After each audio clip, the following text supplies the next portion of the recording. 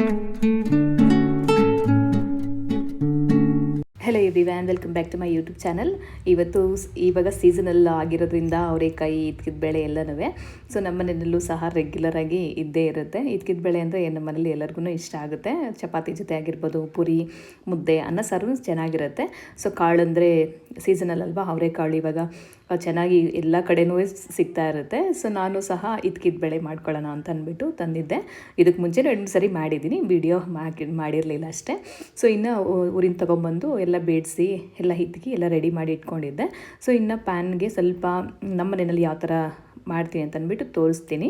So ಇವಾಗ ಸ್ವಲ್ಪ PAN ಇಟ್ಕೊಂಡು ಪ್ಯಾನ್ಗೆ ಸ್ವಲ್ಪ ಎಣ್ಣೆ ಹಾಕ್ಕೊಂಡು ಸ್ವಲ್ಪ ಫ್ರೈ ಮಾಡ್ಕೊಳ್ತಾ ಇದ್ದೀನಿ. ಸ್ವಲ್ಪ ಫ್ರೈ ಮಾಡ್ಕೊಳ್ಳೋದಕ್ಕೆ ಈರುಳ್ಳಿ, ಹಸಿಮೆಣಸಿನ್ಕಾಯಿ, ಶುಂಠಿ, ಬೆಳ್ಳುಳ್ಳಿ ಮತ್ತು ಕಾಯಿ ಚೂರು ಎಲ್ಲ ತೊಗೊಂಡಿದ್ದೀನಿ. ಸೊ ನಾರ್ಮಲಾಗಿ ಮಸಾಲೆ ಸಾಂಬಾರಿಗೆಲ್ಲ ಯಾವ್ಯಾವ ಥರ ತೊಗೊಳ್ತೀವೋ ಅದೇ ಥರ. ಸೊ ನಮ್ಮ ಮನೇಲಿ ಈ ಥರ ಮಾಡ್ತೀವಿ, ನಿಮ್ಮ ಮನೆಗಳೆಲ್ಲ ಯಾವ ಥರ ಮಾಡ್ತೀರಿ ಅಂತ ಅಂದ್ಬಿಟ್ಟು ಕಮೆಂಟ್ ಮಾಡಿ, ಇಲ್ಲಾಂದರೆ ಇದೇ ಥರ ಮಾಡ್ತೀನಿ ಅಂತಂದ್ರೂ ತಿಳಿಸ್ಕೊಡಿ. ಸೊ ಇಲ್ಲಿ ಪ್ಯಾನ್ಗೆ ಸ್ವಲ್ಪ ಎಣ್ಣೆ ಹಾಕಿದ್ದೀನಿ. ಎಣ್ಣೆಗೆ ಸ್ವಲ್ಪ ಹಸಿಮೆಣಸಿನ್ಕಾಯಿ ತೊಗೊಂಡಿದ್ದೀನಿ. ಹಸಿಮೆಣಸಿನ್ಕಾಯಿ ಸ್ವಲ್ಪ ಇದು ಖಾರ ಕಡಿಮೆ ಇದೆ, ನಾನು ಸ್ವಲ್ಪ ಖಾರದ ಪುಡಿನೂ ಹಾಕ್ಕೊಳ್ತೀನಿ. ಇಲ್ಲಿ 2ರಿಂದ 3 ಚಿಕ್ಕದು ಈರುಳ್ಳಿ ತೊಗೊಂಡಿದ್ದೀನಿ. ಇದೆಲ್ಲ ಸ್ವಲ್ಪ ಚೆನ್ನಾಗಿ ಫ್ರೈ ಮಾಡಬೇಕು. ಸ್ವಲ್ಪ ಹಸಿ ವಾಸನೆ ಹೋದರೆ ಸಾಕು ನಮಗೆ, ನಾನು ತುಂಬ ಫ್ರೈ ಆಗಬೇಕು ಅಂತ ಏನಿಲ್ಲ. ಹಸಿ ವಾಸನೆ ಹೋಗೋದ್ರಿಂದ ಚೆನ್ನಾಗಿರುತ್ತೆ, ಮಸಾಲೆ ರುಬ್ತೀವಲ್ವ. ಸೊ ಹಾಗಾಗಿ ಟೇಸ್ಟ್ ಆಗಿರುತ್ತೆ, ಚೆನ್ನಾಗಿರುತ್ತೆ ಅಂತ ಅಂದ್ಬಿಟ್ಟು ಸೊ ಆಯಿಲಲ್ಲಿ ಹಾಕ್ಬಿಟ್ಟು ಸ್ವಲ್ಪ ಚೆನ್ನಾಗಿ ಫ್ರೈ ಮಾಡ್ಕೊಳ್ಬೇಕು. ಸೊ ಫ್ರೈ ಆದರೆ ಟೇಸ್ಟಿ ಚೆನ್ನಾಗಿರುತ್ತೆ. ಮಸಾಲೆಗೆ ಸಾಂಬಾರುಗಳಿಗೆಲ್ಲನೂ ಅಷ್ಟೇ ಫ್ರೈ ಮಾಡಿದ್ರೆ ಸ್ವಲ್ಪ ರುಬ್ಬಿದ್ಮೇಲೆ ಚೆನ್ನಾಗಿ ಫ್ರೈ ಆಗಿರೋದಕ್ಕೆ ತುಂಬ ಟೇಸ್ಟ್ ಸ್ವಲ್ಪ ಚೆನ್ನಾಗಿರುತ್ತೆ. ಒಂದೇ ಒಂದು ಟೊಮೊಟೊ ತೊಗೊಂಡಿದ್ದೀನಿ, ಒಂದು ಅರ್ಧ ಹೋಳು ಕಾಯಿ ತೊಗೊಂಡಿದ್ದೀನಿ, ಹಸಿ ಕಾಯಿ ತೊಗೊಂಡಿದ್ದೀನಿ. ಅದನ್ನೆಲ್ಲನೂ ಸ್ವಲ್ಪ ಕಟ್ ಮಾಡಿ ಸ್ವಲ್ಪ ಫ್ರೈ ಮಾಡ್ಕೊಳ್ತೀನಿ. ನಾನೇ ಜಾಸ್ತಿ ಫ್ರೈ ಮಾಡ್ಕೊಳ್ಳಲ್ಲ, ಸ್ವಲ್ಪ ಫ್ರೈ ಮಾಡಿಕೊಂಡು ಅದಕ್ಕೆ ಒಂದು 2 ಬೆಳ್ಳುಳ್ಳಿ ತೊಗೊಂಡಿದ್ದೀನಿ. ಇಲ್ಲಿ ನಾನು 1 kg ಅಷ್ಟು ಇದಕ್ಕಿದೆ ಅವರೇ ಬೇಳೆ ತೊಗೊಂಡಿದ್ದೀನಿ. ಸೊ 1 kgಗೆ ಎಷ್ಟು ಹಾಕ್ಕೊಳ್ಬೇಕು ಅಷ್ಟು ಹಾಕ್ಕೊಳ್ತಾ ಇದ್ದೀನಿ. ಇದೆಲ್ಲನೂ ಇಂಗ್ರೀಡಿಯೆಂಟ್ಸು 1 kgಗೆ ಇಷ್ಟೆಲ್ಲ ಹಾಕ್ಕೊಳ್ತೀನಿ ನಾನು. ಸೊ ನೀವೇ ಕ್ವಾಂಟಿಟಿನ ನೋಡಿಕೊಂಡು ಹಾಕ್ಕೊಳ್ಬೋದು ಮಾಡೋಂಗಿದ್ರೆ. ಸೊ ತುಂಬಾ ಈಸಿ, ಟೇಸ್ಟಿ ಆಗಿರುತ್ತೆ, ಸೂಪರಾಗಿರುತ್ತೆ, ಎಲ್ಲರಿಗೂ ಇಷ್ಟಪಟ್ಟು ತಿಂತಾರೆ. ಮಕ್ಕಳು ಅಷ್ಟೇ, ಮನೆಯಲ್ಲಿ ಎಲ್ಲರೂ ಅಷ್ಟೇ ತುಂಬಾ ಇಷ್ಟ ಆಗುತ್ತೆ. ಅವರೇ ಬೇಳೆ ಸೀಸನ್ ಅಂದರೆ ಅವರೆಕಾಳು ಇದ್ಕಿದ ಬೇಳೆ ಅಂದರೆ ಯಾರು ತಾನೇ ಇಷ್ಟ ಆಗೋಲ್ಲ, ಎಲ್ಲರಿಗೂ ಇಷ್ಟ ಆಗುತ್ತಲ್ವ. ಸೊ ಹಾಗಾಗಿ ಇದೆಲ್ಲ ಸ್ವಲ್ಪ ಫ್ರೈ ಆದಮೇಲೆ ಸ್ವಲ್ಪ ಫ್ರೈ ಮಾಡಿ ಸೈಡಿಗೆ ಇಟ್ಕೊಳ್ತೀನಿ. ಸ್ವಲ್ಪ ತಣ್ಣಗಾಗಬೇಕು. ತಣ್ಣಗಾದಮೇಲೆ ನಾವು ಮಿಕ್ಸರ್ ಜಾರ್ಗೆ ಹಾಕ್ಕೊಳ್ಬೇಕು.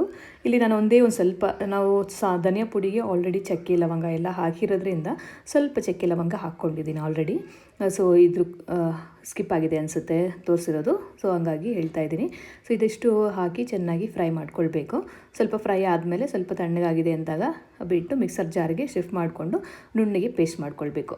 ಪೇಸ್ಟೂ ಅಷ್ಟೇ ತುಂಬ ಚೆನ್ನಾಗಿ ನುಣ್ಣಗಾದರೆ ಚೆನ್ನಾಗಿರುತ್ತೆ, ಟೇಸ್ಟು ಚೆನ್ನಾಗಿರುತ್ತೆ ಕಾಯಿ ಎಲ್ಲ ಹಾಕಿರೋದಕ್ಕೆ. ಸೊ ಇದಿಷ್ಟು ಸ್ವಲ್ಪ ಹೊತ್ತು ಆದಮೇಲೆ ತೆಗೆದು ಮಿಕ್ಸರ್ ಜಾರ್ಗೆ ಹಾಕಿ ನಾನು ಸ್ವಲ್ಪ ಹೊತ್ತು ತಣ್ಣಗಾಕಿ ಇಡ್ತೀನಿ. ಸೊ ಇಟ್ಬಿಟ್ಟು ಆಮೇಲೆ ರುಬ್ಕೊಳ್ತೀನಿ. ಸೊ ಈ ಮಿಕ್ಸರ್ ಜಾರಿಗೆ ಸ್ವಲ್ಪ ಕೊತ್ತಂಬರಿ ಸೊಪ್ಪು ಅಷ್ಟೇ ಸೊ ರೆಡಿ ಮಾಡಿ ಅದೇ ತೊಳೆದು ಇಟ್ಕೊಂಡಿದ್ದೆ. ಸೊ ಕೊತ್ತಂಬರಿ ಸೊಪ್ಪು ರುಬ್ಬಬೇಕಾದ್ರೆ ಹಾಕ್ಕೊಳ್ತೀನಿ.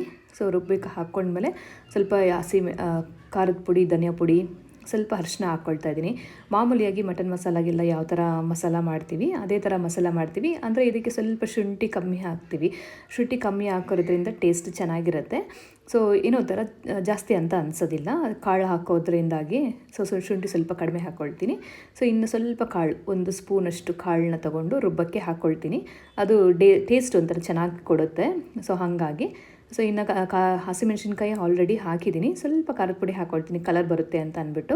ಸೊ ಕಲರ್ಗೆ ಅದಕ್ಕೆ ಹಾಕ್ಕೊಂಡಿದ್ದೀನಿ. ಸ್ವಲ್ಪ ಅರಿಶಿನ, ಆಮೇಲೆ ಧನಿಯಾ ಪುಡಿ ಒಂದು 2.5 ಸ್ಪೂನಷ್ಟು ಧನಿಯಾ ಪುಡಿ ಹಾಕ್ಕೊಂಡಿದ್ದೀನಿ. ಸೊ ಇಲ್ಲಿ ನಾನು 1 kg ಅಷ್ಟು ಕಾಳು ಇದೆ ಅಲ್ವಾ, ಇದ್ಕಿದ ಬೇಳೆ ಕಾಳು. ಸೊ ಹಾಗಾಗಿ ಇದಿಷ್ಟು ಇಂಗ್ರೀಡಿಯೆಂಟ್ಸ್ ತೊಗೊಂಡಿದ್ದೀನಿ. ಒಂದು 2 ಸ್ಪೂನ್ ತೊಗೊಂಡಿದ್ದೀನಿ ಧನಿಯಾ ಪೌಡರು. ಇದನ್ನಿಷ್ಟು ಚೆನ್ನಾಗಿ ರುಬ್ಕೋಬೇಕು. ನುಣ್ಣಗೆ ನೋಡಿ ಈ ಥರ ಚೆನ್ನಾಗಿ ರುಬ್ಕೊಂಡ್ರೆ ಪೇಸ್ಟು ಘಮ ಘಮ ಅಂತ ಇರುತ್ತೆ, ಚೆನ್ನಾಗಿರುತ್ತೆ ಚಪಾತಿಗೆ, ಪೂರಿ ಅಥವಾ ಮುದ್ದೆ ಇದ್ರ ಜೊತೆ ಎಲ್ಲನೂ. ಸೊ ಇನ್ನೊಂದು ಕುಕ್ಕರ್ ತೊಗೊಂಡು ಕುಕ್ಕರ್ಗೆ ಸ್ವಲ್ಪ ಎಣ್ಣೆ ಹಾಕ್ಕೊಳ್ತೀನಿ, ಒಗ್ಗರಣೆ ಮಾಡ್ಕೊಳ್ಬೇಕಲ್ವ. ಸೊ ಹಾಗಾಗಿ ಒಗ್ಗರಣೆಗೆ ಸ್ವಲ್ಪ ಒಂದು 2ರಿಂದ 3 ಸ್ಪೂನ್ ಎಷ್ಟು ಎಣ್ಣೆ ಹಾಕಿದ್ದೀನಿ. ಎಣ್ಣೆನೂ ಅಷ್ಟೇ ಜಾಸ್ತಿ ಏನು ಯೂಸ್ ಆಗೋಲ್ಲ, ನಾವು ಇದ್ಕಿದ ಬೇಳೆ ಮಾಡಬೇಕಂತಂದರೆ ಇಲ್ಲ, ಸ್ವಲ್ಪ ಒಂದು 3ರಿಂದ 4 ಸ್ಪೂನ್ ಆದರೆ ಸಾಕು ಓವರಾಲ್ ಅದು ಮಸಾಲೆ ಫ್ರೈ ಮಾಡೋದಕ್ಕೆ ಮತ್ತು ಸಾಂಬಾರಿಗೆ ಒಗ್ಗರಣೆಗೆ ಎಲ್ಲನೂ. ಇಲ್ಲಿ ಒಗ್ಗರಣೆಗೆ ಸ್ವಲ್ಪ ನಾನು ಬರೀ ಕರಿಬೇವು ಮಾತ್ರ ಹಾಕ್ಕೊಂಡಿದ್ದೀನಿ. ಕರಿಬೇವು ಹಾಕ್ಕೊಂಡು ಏನು ರುಬ್ಬಿಟ್ಕೊಂಡಿದ್ವಿ ಅದನ್ನಷ್ಟೂ ಇದನ್ನು ಹಾಕ್ಬಿಟ್ಟು ಸ್ವಲ್ಪ ಎಣ್ಣೆಯಲ್ಲಿ ಫ್ರೈ ಆಗೋಕ್ಕೆ ಬಿಡಬೇಕು. ಸೊ ಎಣ್ಣೆಯಲ್ಲಿ ಫ್ರೈ ಹಾಕಿದ್ರೆ ಸಾಂಬಾರು ಟೇಸ್ಟ್ ಚೆನ್ನಾಗಿ ಬರುತ್ತೆ. ಸೊ ಎಲ್ಲ ಮಾಡೋಕ್ಕಿಂತ ಮುಂಚೆ, ನೀರೆಲ್ಲ ಹಾಕೋಕ್ಕಿಂತ ಮುಂಚೆ ಸ್ವಲ್ಪ ಆಯಿಲಲ್ಲಿ ಸ್ವಲ್ಪ ಹಂಗೆ ಫ್ರೈ ಆದಮೇಲೆ ಸ್ವಲ್ಪ ನೀರು ಹಾಕ್ಕೊಳ್ಬೇಕು. ಆಮೇಲೆ ನೀರು ಹಾಕ್ಕೊಂಡ್ರೆ ಟೇಸ್ಟ್ ಚೆನ್ನಾಗಿ ಬರುತ್ತೆ. ಸೊ ಇದಕ್ಕಿದ ಬೇಳೆ ಎಲ್ಲನೂ ನಮ್ಮ ಮನೆಗಳಲ್ಲಿ ಈ ಥರನೇ ಮಾಡ್ತೀವಿ ನಾವು. ಸೊ ನಿಮ್ಮ ಮನೆಗಳೆಲ್ಲ ಯಾವ್ಯಾವ ಥರ ಮಾಡ್ತಾರೆ ಅಂತ ನನಗೆ ಗೊತ್ತಿಲ್ಲ, ಬೇರೆ ಕಡೆ ಎಲ್ಲ ಯಾವ ಥರ ಮಾಡ್ತಾರೆ ಅಂತ. ಸೊ ನಮ್ಮ ಮನೇಲಿ ಯಾವ ಥರ ಮಾಡ್ತೀವಿ ಅದನ್ನೇ ತೋರಿಸ್ತಾ ಇರೋದು. ಸೊ ಈ ಥರ ಹಾಕಿಬಿಟ್ಟು ಸ್ವಲ್ಪ ನೀರು ನೋಡಿಕೊಂಡು ಕನ್ಸಿಸ್ಟೆನ್ಸಿ, ನೀವು ರೈಸ್ಗಾದರೆ ಸ್ವಲ್ಪ ತೆಳ್ಳಗೆ ಮಾಡ್ಕೊಳ್ಬೋದು, ಇಲ್ಲ ಮುದ್ದೆ ಚಪಾತಿ ಪೂರಿ ಇದಕ್ಕಾದರೆ ಸ್ವಲ್ಪ ಗಟ್ಟಿಯಾಗಿ ಇಟ್ಕೊಂಡ್ರೆ ಚೆನ್ನಾಗಿರುತ್ತೆ. ಆಲ್ಮೋಸ್ಟ್ ನಾನು ಗಟ್ಟಿಯಾಗಿ ಇಟ್ಕೊಂಡಿದ್ದೀನಿ, ಸ್ವಲ್ಪ ಚಪಾತಿ ಮತ್ತು ಮುದ್ದೆಗೂ ಬೇಕು ಅಂತ ಅಂದ್ಬಿಟ್ಟು. ಸೊ ಮುದ್ದೆಗೆ ಜೊತೆ ಅಂತೂ ಒಳ್ಳೆ ಕಾಂಬಿನೇಷನು, ಈ ಚಳಿಗಂತೂ ಸಖತ್ತಾಗಿರುತ್ತೆ. ಇನ್ನು ರುಚಿಗೆ ತಕ್ಕಷ್ಟು ಉಪ್ಪು ಹಾಕಿಬಿಟ್ಟು ಚೆನ್ನಾಗಿ ಕಲಿಸ್ಬಿಟ್ಟು ಒಂದು ಸ್ವಲ್ಪ ಕುದಿಯೋಕ್ಕೆ ಬಿಡ್ತೀನಿ.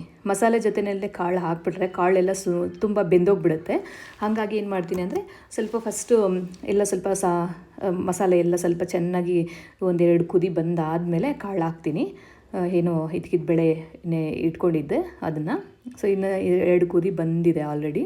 2 ಕುದಿ ಬಂದು ಚೆನ್ನಾಗಿ ಕಲಿಸ್ಕೊಂಡು ನೋಡಿ, ಕನ್ಸಿಸ್ಟೆನ್ಸಿ ಎಲ್ಲನೂ ಚೆನ್ನಾಗಿದೆ, ಘಮ ಘಮ ಅಂತ ಸ್ಮೆಲ್ಲೂ ಸಹ ಬರ್ತಾಯಿತ್ತು ಬೆಳಗ್ಗೆ. ಸೊ ಇನ್ನು ಏನು ಕಾಳು ಇದು ಮಾಡಿಟ್ಟಿದ್ದೆ ಇಟ್ಕಿದ್ನಲ್ವ, ಸೊ ಅದನ್ನು ಹಾಕಿ ಒಂದು ಸ್ವಲ್ಪ ಹೊತ್ತು ಕುದಿಸ್ಕೋಬೇಕು. ಇದು ಇದ್ಕಿದ ಬೇಳೆ ಯಾವಾಗಿದ್ರೂ ಕುಕ್ಕರ್ ವಿಜಿಲೆಲ್ಲ ಹಾಕಿ ಏನೋ ಬೇಯಿಸ್ಕೊಳ್ಬಾರ್ದು, ತುಂಬ ಮೆತ್ತಗೆ ಆಗಿಬಿಡುತ್ತೆ.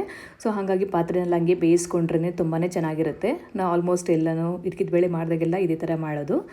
ಸೊ ಇನ್ನು ಇದ್ಕಿದ ಬೇಳೆ ಎಲ್ಲ ಏನು ಬಿಡಿಸಿ ಇಟ್ಕೊಂಡಿದ್ದು ಅದೆಲ್ಲ ಹಾಕಿಬಿಟ್ಟು ಚೆನ್ನಾಗಿ ಕುದಿ ಬಂದರೆ 1-2-3 ಕುದಿ ಬಂದರೆ ಸಾಕು. ಕಾಳುಗಳು ಬೇಗ ಬೆಂದೋಗುತ್ತೆ, ಇದ್ಕಿದ ಬೇಳೆ ಅಲ್ವಾ, ಸೊ ಬೇಗ ಬೆಂದೋಗಿರುತ್ತೆ ಹಸಿ ಕಾಳು ಆಗಿರೋದ್ರಿಂದ. ಸೊ ಇನ್ನು ಹಸಿ ಕಾಳು ಸಹ ಇದೆಲ್ಲ ರೆಡಿ ಆಯಿತು, ಕುದ್ದಿ ಎಲ್ಲ ಕಾಳು ಎಲ್ಲ ಬೆಂದಿತ್ತು, ಚೆನ್ನಾಗಿ ರೆಡಿ ಆಗಿತ್ತು. ಇದಕ್ಕೆ ನೋಡಿದ್ರೆ ಗೊತ್ತಾಗ್ಬಿಡುತ್ತೆ, ಕೈನಲ್ಲಿ ಸ್ಮ್ಯಾಶ್ ಮಾಡಿ ನೋಡಿದ್ರೆ ಬೆಂದಿದೆಯಾ ಇಲ್ವಾ ಅಂತ ಅಂದ್ಬಿಟ್ಟು. ಇನ್ನು ಸಾಂಬಾರು ರೆಡಿ ಆಗಿತ್ತು, ಸೈಡಲ್ಲಿ ಚಪಾತಿನೂ ಸ್ವಲ್ಪ ಮಾಡ್ಕೊಳ್ತಾ ಇದ್ದೆ. ಸೊ ಇನ್ನು ಮಧ್ಯಾಹ್ನಕ್ಕೆ ಮುದ್ದೆ ಮಾಡೋಣ ಅಂತ ಅಂದ್ಬಿಟ್ಟು ಮಾಡ್ತಾಯಿದ್ದೆ. ಮುದ್ದೆ ನಾನು 2 ಮುದ್ದೆ ಮಾಡ್ತಾಯಿದ್ದೇನೆ ಅಷ್ಟೇ. ಸ್ವಲ್ಪ ನೀರು ಇಟ್ಬಿಟ್ಟು ನೀರಿಗೆ ಸ್ವಲ್ಪ ರಾಗಿ ಹಸಿಟ್ಟು ಹಾಕ್ಬಿಟ್ಟು ಸ್ವಲ್ಪ ಕುದಿ ಬರೋಕ್ಕೆ ಬಿಡಬೇಕು. ಸೊ ಕುದಿ ಬರೋಕ್ಕೆ ಬಿಟ್ಟಾದಮೇಲೆ ಸ್ವಲ್ಪ ಚಿಟಿಕೆ ಉಪ್ಪು ಹಾಕ್ಕೊಂಡು ಮತ್ತು ಹಸಿ ಹಿಟ್ಟು ನೋಡಿಕೊಂಡು ಹಾಕ್ಕೊಳ್ಬೇಕು. ನಿಮಗೆ ಗಟ್ಟಿಯಾಗಬೇಕಂದ್ರೆ ಗಟ್ಟಿಯಾಗಿ, ಇಲ್ಲ ಸ್ವಲ್ಪ ಸಾಫ್ಟ್ ಆಗಬೇಕಂದ್ರೆ ಸಾಫ್ಟಾಗಿ ಮಾಡ್ಕೊಳ್ಬೋದು. ಇದನ್ನು ಕನ್ಸಿಸ್ಟೆನ್ಸಿ ನೋಡಿಕೊಂಡು ಹಾಕ್ಕೊಳ್ಬೇಕು ಹಸಿ ಹಿಟ್ಟು. ಸೊ ಆ ಹಸಿ ಹಿಟ್ಟು ಹಾಕ್ಬಿಟ್ಟು ಹಿಂಗೆ ಕೈ ಆಡಿಸ್ಕೊಂಡು ತಿರುಕೊಂಡು ಸ್ವಲ್ಪ ಬೇಗ ಬಿಡಬೇಕು ಚೆನ್ನಾಗಿ. ಸೊ ಇಲ್ಲಿ ಹಸಿ ಹಿಟ್ಟು ಹಾಕಿ ಚೆನ್ನಾಗಿ ಈ ಥರ ಇದು ಮಾಡೋವರೆಗೂ ಸ್ವಲ್ಪ ಸ್ಟವ್ ಫ್ಲೇಮ್ದು ಸ್ವಲ್ಪ ಜಾಸ್ತಿನೇ ಇರಲಿ. ಆಮೇಲೆ ಸ್ವಲ್ಪ ಸ್ಲೋ ಮಾಡಿಬಿಟ್ಟು ಕ್ಲೀನಾಗಿ ಸ್ವಲ್ಪ ಹೊತ್ತು ಚೆನ್ನಾಗಿ ಒಂದು 5 ನಿಮಿಷ ಚೆನ್ನಾಗಿ ಬೆಂದರೆ ಮುದ್ದೆ ಸಖತ್ತಾಗಿ ಬರುತ್ತೆ, ಕೈ ಗಂಟೋದಿಲ್ಲ ಮತ್ತು ಸಾಫ್ಟಾಗಿ ಸಖತ್ತಾಗಿ ಇರುತ್ತೆ ಮುದ್ದೆ. ಸೊ ಇನ್ನು ನಾನು ಇಲ್ಲಿ ಸ್ಟವ್ನ ಸ್ವಲ್ಪ ಸ್ಲೋ ಮಾಡಿ ಇಡ್ತೀನಿ.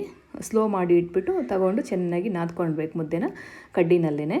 ಸೊ ನಮ್ಮ ಮನೆಗಳಲ್ಲಿ ಈ ಥರನೇ ಮಾಡ್ತೀವಿ, ಮುದ್ದೆ ಈ ಥರನೂ ಮಾಡ್ತೀವಿ, ಮತ್ತು ಅನ್ನ ಹಾಕಿನೂ ಇಲ್ಲಾಂದರೆ ನುಚ್ಚು ಹಾಕಿ ಆ ಥರನೂ ಮಾಡ್ತೀವಿ. ಸೊ ಇನ್ನು ನಾನು ಸ್ವಲ್ಪನೇ ಮುದ್ದೆ ಮಾಡ್ತಾಯಿದ್ದೆ ಇಲ್ಲಿ. ಇನ್ನು ಮಕ್ಕಳೆಲ್ಲ ಯಾರೂ ಮುದ್ದೆ ತಿನ್ನಲ್ಲ, ಸೊ ನಮಗೋಸ್ಕರ ಅಂತ ಅಂದ್ಬಿಟ್ಟು ಸ್ವಲ್ಪ ಮಾಡಿಕೊಂಡೆ. ಸೊ ತುಂಬಾ ಚೆನ್ನಾಗಿ ಬಂದಿತ್ತು ಮುದ್ದೆ ಕೂಡ ಅಷ್ಟೇ. ಸೊ ಈ ಥರ ನನಗೆ ಸೊಟ್ಕಲ್ಲಿ ಹಾಕ್ಕೊಂಡೆ ಮುದ್ದೆ ಮಾಡೋಕ್ಕೆ ಬರೋದು, ನನಗೆ ಹಾಗೆ ಕಾಲಲ್ಲಿ ಇಟ್ಕೊಂಡು ಮುದ್ದೆ ಮಾಡೋಕ್ಕೆ ಬರೋಲ್ಲ. ಸೊ ಹಾಗಾಗಿ ನಾನು ಆ ಥರ ಕಡ್ಡಿ ಇಟ್ಕೊಂಡೇನೆ ಈ ಥರ ಮಾಡ್ಕೊಳ್ಳೋದು. ಸೊ ಅದು ಮುದ್ದೆನ ಎಷ್ಟು ಚೆನ್ನಾಗಿ ನಾವು ಈ ಥರ ಮಾಡ್ಕೊಂಡು ಕಡ್ಡಿನಲ್ಲಿ ತಿರುಗ್ಕೊಳ್ತೀವೋ ಅಷ್ಟು ಚೆನ್ನಾಗಿ ಬರುತ್ತೆ ಮುದ್ದೆ, ಕಟ್ಟಕ್ಕೂ ಅಷ್ಟೇ.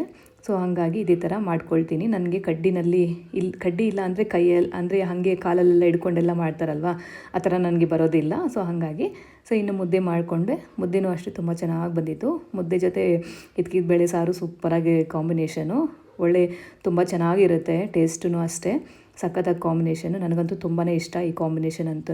ಅದಕ್ಕಾಗಿ ನಾನು ಚಪಾತಿ ಮಾಡಿದ್ರೂ ಸಹ ಸ್ವಲ್ಪ ಮುದ್ದೆ ಮಾಡಿಕೊಂಡೆ ಮಧ್ಯಾಹ್ನಕ್ಕೆ ಅಂತ ಅಂದ್ಬಿಟ್ಟು. ತುಂಬ ಚೆನ್ನಾಗಿತ್ತು.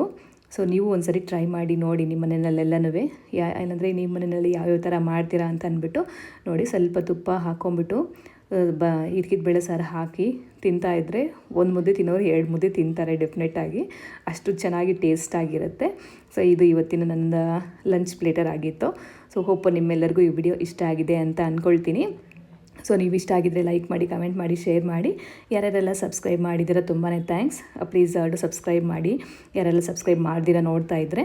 ಸೊ ಮತ್ತೊಂದು ವಿಶೇಷವಾದ ವಿಡಿಯೋಗಳೊಂದಿಗೆ ನಿಮ್ಮ ಮುಂದೆ ಬರ್ತೀನಿ. ಹೋಪ್ ನಿಮ್ಮೆಲ್ಲರಿಗೂ ಈ ವಿಡಿಯೋ ಇಷ್ಟ ಆಗಿದೆ ಅಂತ ಅಂದ್ಕೊಳ್ತೀನಿ. ಸೊ ಮುದ್ದೆ, ತುಪ್ಪ ಮತ್ತು ಇದ್ಕಿದ ಬೇಳೆ ಸಾಂಬಾರಂತೂ ಜಸ್ಟ್ ವಾವ್ ಅನ್ನೋ ಥರ ಇತ್ತು, ಸಖತ್ತಾಗಿತ್ತು. ಸೊ ನಿಮಗೂ ಸಹ ಇಷ್ಟ ಆಗುತ್ತೆ ಅಂತ ಅಂದ್ಕೊಂಡಿದ್ದೀನಿ. ಸೊ ಹೆಂಗಿತ್ತು ಅಂತ ಅಂದ್ಬಿಟ್ಟು ನೀವು ಮಾಡಿ ಕಮೆಂಟ್ ಮೂಲಕ ತಿಳಿಸ್ಕೊಡಿ. ಇಲ್ಲ ನೀವೇನಾದರೂ ಬೇರೆ ಥರ ಯಾವುದಾದ್ರೂ ವೀಡಿಯೋ ಮಾಡ್ತಿದ್ರೆ, ಸಾಂಬಾರೆಲ್ಲನೂ ಬೇರೆ ಥರ ಮಾಡ್ತಿದ್ರೆ ತಿಳಿಸ್ಕೊಡಿ ಕಮೆಂಟ್ ಮೂಲಕ ಯಾವ ಥರ ಅಂತ ಅಂದ್ಬಿಟ್ಟು. ಇಲ್ಲ ಏನಾದರೂ ಇಂಗ್ರೀಡಿಯೆಂಟ್ಸ್ ಆ್ಯಡ್ ಮಾಡಬೇಕಂತಂದ್ರೂ. ಸೊ ನಮ್ಮ ಮನೆಗಳಲ್ಲಿ ಈ ಥರ ಮಾಡ್ತೀವಿ. ತುಂಬಾ ಸಖತ್ತಾಗಿತ್ತು, ತಿಂತಾಯಿದ್ರೆ ಅಂತೂ ತಿಂತಾನೆ ಇರೋಣ ಅಂತ ಅನಿಸಿತ್ತು. Thanks for watching. ಮತ್ತೊಂದು ವಿಡಿಯೋ ಒಂದಿಗೆ